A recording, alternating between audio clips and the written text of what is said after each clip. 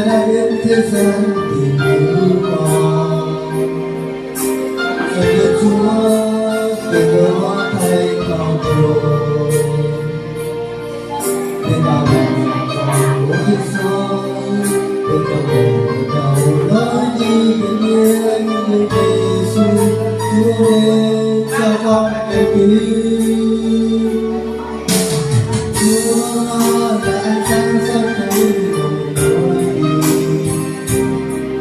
là chân lý cho chính con muôn đời.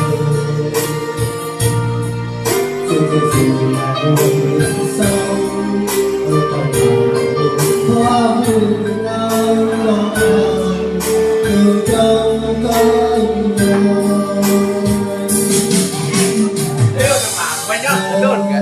Mày nhóa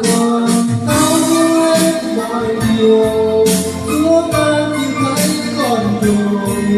Ôi Giêsu tuyệt vời cầu tha vì con nó. Giờ đây con ơi mọi điều xin Giêsu nhớ con về.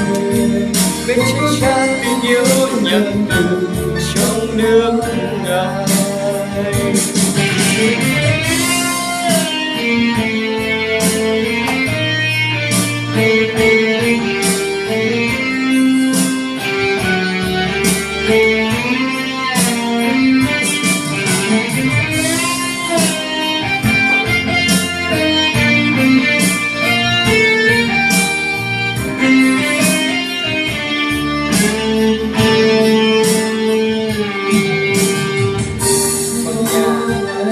Thế gian tìm cứu con. Giờ Đức Chúa đổ thay con rồi,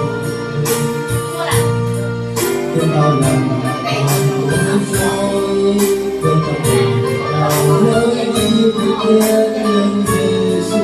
Chúa đến cho con cứu. Chúa là ánh sáng cho tôi ngoài lối đi, là chân lý cho chính con lòng đời.